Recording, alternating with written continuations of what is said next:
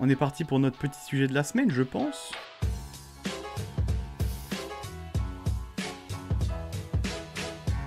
On est parti pour faire notre liste des 26 de l'Euro 2021. Je pense qu'on va faire un truc du style joueur très obvious, joueur que tu mets directement dans ta liste, et derrière on verra. Les joueurs où il y a peu de débat, je pense déjà qu'on peut mettre Hugo Lloris. Je pense que compliqué de pas mettre le capitaine. Je pense effectivement, je viens de le voir passer, que Kylian Mbappé, c'est compliqué de pas le prendre dans l'équipe de France. C'est très probablement si ce n'est l'un des en tout cas, meilleurs joueurs de l'équipe, enfin meilleur joueur français de cette saison. Je pense effectivement qu'au milieu de terrain, c'est dur de ne pas mettre Kanté, puisqu'il fait une saison de fou. Et je pense que la saison de Pogba mérite clairement qu'il fasse partie de la liste aussi. Hein. Je vois pas comment Pogba n'est pas dans la liste. Ça nous fait 4 joueurs. Varane, je pense que c'est limite le premier défenseur central que tu mets dans la liste, donc ça me choque pas. Perso, ça me choque pas, c'est pareil, c'est compliqué de pas le mettre. Griezmann, leader de jeu incontesté. Je pense aussi que Griezmann, c'est compliqué de pas le mettre. Du coup, on en arrive aussi au poste de numéro 9. Je pense que, en 9, c'est compliqué de ne pas mettre Benzema, sachant que les seules raisons qui faisaient qu'il n'était pas appelé, c'était, semble-t-il, des questions un peu d'ego entre lui et Deschamps. Enfin, je sais pas exactement ce qui s'est passé. Je pense qu'on saura jamais, enfin qu'on saura peut-être, mais très tard. Mais disons que footballistiquement parlant, c'est dur de pas le prendre.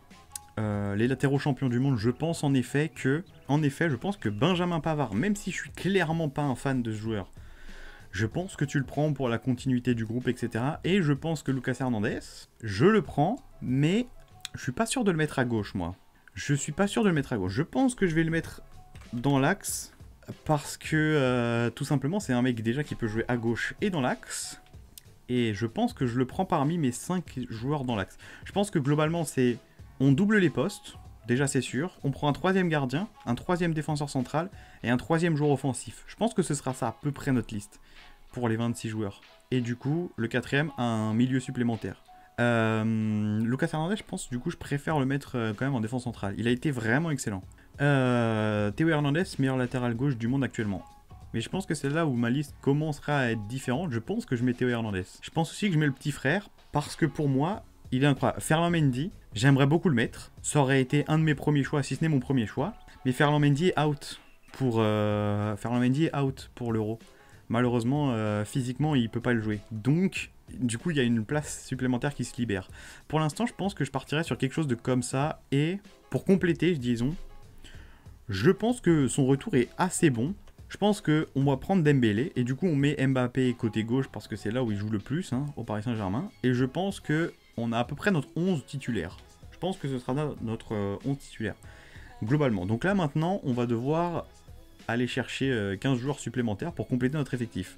Maignan. Je pense, effectivement, on peut très rapidement prendre nos 3 gardiens. Je pense que, perso, je vois pas pourquoi ça bougerait. Je pense Loris, Maignan et Mandanda.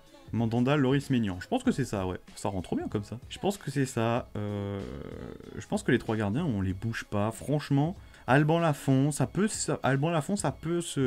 s'entendre. Là, on va faire un peu plus poste par poste déjà. Hein. J'aime bien le fait sur ce poste de gardien, on a notre gardien titulaire qui a de l'expérience, qui a tout connu avec l'équipe de France, le capitaine, etc. Donc, imbougeable. C'est le gardien numéro 1 et titulaire, imbougeable. Derrière, on a un autre gardien qui a énormément d'expérience quand même avec Steve Mandanda.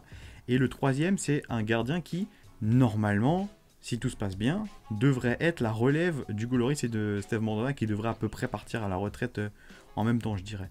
Et à ce moment-là, je pense que ce sera Mike Maignan qui prendra les rênes et qu'il sera accompagné de Benjamin Lecomte, Alban Lafont, Ilan Meslier. Il y a pas mal de joueurs qui peuvent postuler à cette liste. Mais je pense que ce sera mes 3 choix, en expliquant un peu le pourquoi en plus. Mais je pense que c'est le meilleur compromis pour une compétition internationale. Là. On commence par les latéraux. Je pense qu'on a besoin de 2 latéraux supplémentaires, sachant que Lucas Hernandez peut jouer à gauche aussi, donc c'est pas bien grave. Je pense que c'est dur de pas mettre Lucas Digne aussi. Je pense que il fait une saison de fou, il connaît déjà l'équipe de France, il commence à avoir pas mal d'expérience. Je sais pas qui serait titulaire entre les deux, honnêtement. Même quitte à repasser Lucas Hernandez côté gauche, hein, ce qui est possible. Mais Mukiele, ça peut être l'idée. Hein. Moi, je vous le dis déjà, Léo Dubois, c'est impossible. Léo Dubois, ce sera pas ça. Je pense qu'à droite, pour l'instant, c'est Mukiele qui tient la corde. Je pense aussi. Je vois personne. Je suis d'accord que Santon est bon. Je suis d'accord que Léo Dubois, moi, j'y arrive pas. C'est impossible qu'il soit dans ma liste. Je pense effectivement que Mukiele serait le choix qui me tenterait le plus. On va rentrer dans la défense centrale. Adil Rami, c'est non. Adil Rami, merci pour l'ambiance, merci pour le coup du... Comment ça s'appelle? Le coup de l'extincteur dans le couloir et tout, mais là, niveau foot, Adil Rami, c'est non. Koundé, pas de débat. Pour moi, Koundé, pas de débat. Il fait une saison exceptionnelle. Je vois pas comment il est pas sélectionné. Du coup, Kimpembe, pour moi, pareil. Il fait pas la meilleure saison de sa vie, mais très compliqué de pas le mettre. Et derrière, entre guillemets, du coup, vu qu'on a basculé, nous, Lucas Hernandez, dans l'axe, il reste qu'un choix. L'Anglais a pas fait la meilleure saison de sa vie. Fofana, j'aime bien. Mais pour moi, Fofana, c'est... Pour moi, en gros, il faut faire un choix, entre guillemets, malheureusement, entre Koundé et Fofana. Parce que c'est une compétition internationale et les jeunes, tu peux en prendre un, tu peux en prendre deux, mais pas non plus une grande quantité. Et du coup, en défense centrale, Upamecano fait pas la saison de sa vie non plus. Hein. Moi, je pense que je mets Clément Lenglet. Je sais que c'est pas le choix où tout le monde va être d'accord. Je suis tout à fait honnête, mais...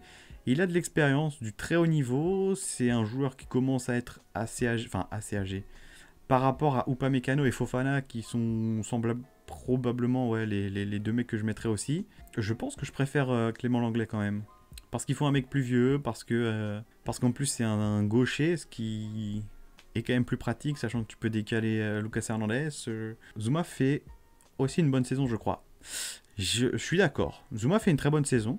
Mais je me vois pas partir. Enfin, vraiment, Zouma, je trouve ça compliqué. Et je préférais avoir un gaucher. Zouma, j'aime pas du tout son... Enfin, je trouve pas ça beau à voir jouer. Je trouve pas ça rassurant. Je trouve pas...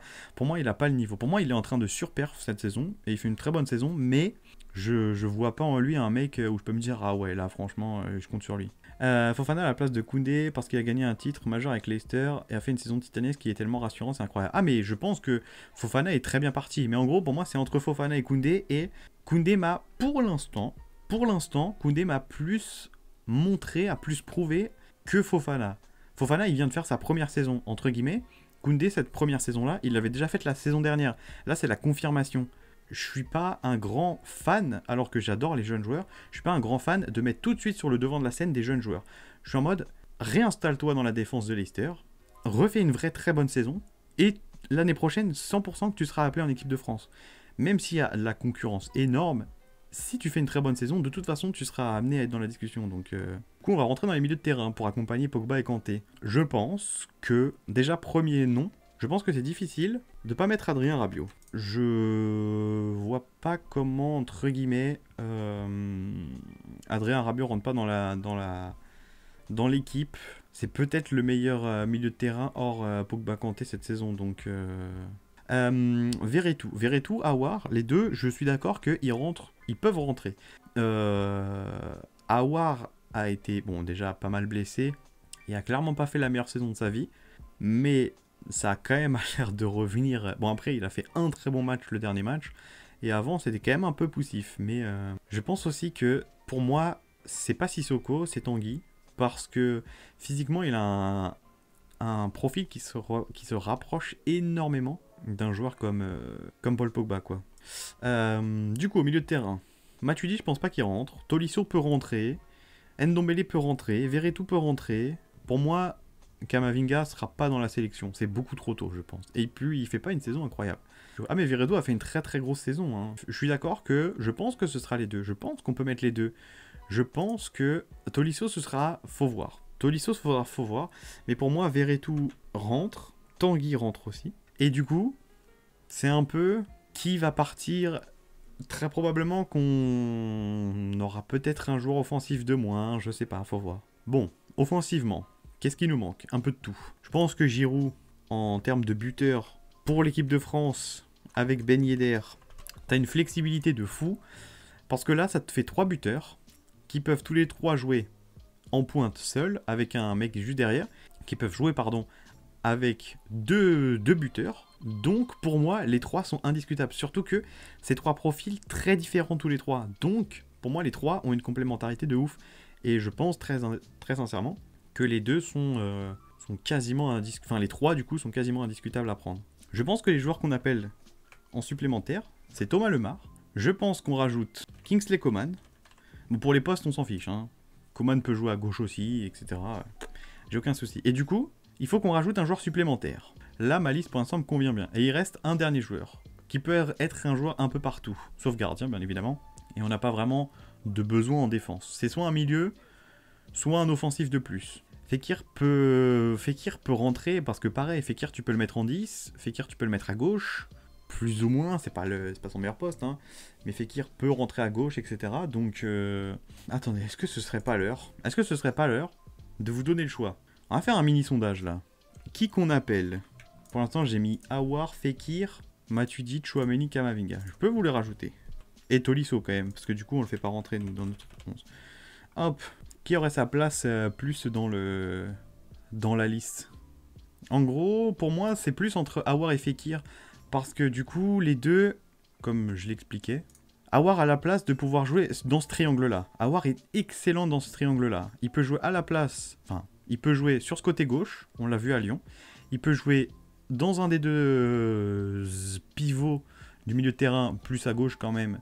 Et il est très très bon. Il peut jouer devant, un peu au milieu de terrain, donc 10. Et après, le truc c'est que Fekir a beaucoup plus d'expérience, Fekir est plus vieux, Fekir connaît déjà ce que c'est de partir longtemps pour une compétition, il connaît le groupe et tout, donc pour vous c'est plus Fekir quand même. Hein. Il y a un peu de Tolisso, il n'y a pas de Chouameni, pas de Kamavinga, ça me va, parce que je pense que c'est toujours trop jeune, on peut pas. Matuidi, je pense que c'est pareil, compliqué. Tout petit peu de Tolisso, et après c'est entre Aouar et Fekir. Je suis d'accord pour Fekir, hein. Fekir a l'avantage de... il a déjà joué, il connaît le groupe, il a tout déjà, il a l'expérience. Je suis d'accord, je pense qu'on peut rajouter Fekir du coup, plus en doublure de Grisou, ce qui me va plutôt pas mal. Hein. Donc je pense que ce sera Nabil pour compléter notre liste. Nkunku, je suis d'accord, il mérite. Ouais, Nkunku, ouais, effectivement, on l'a un peu sous-estimé. Et il aurait pu rentrer au moins dans la liste. Je suis tout à fait d'accord. Bon, je pense qu'on est à peu près... Je pense que ça me convient. Franchement, ça me convient. Si j'étais sélectionneur, eh bien, je pense que j'aurais emmené ces 26 hommes-là du côté de l'Euro. Et pour la compétition, je pense que ça aurait été assez intéressant.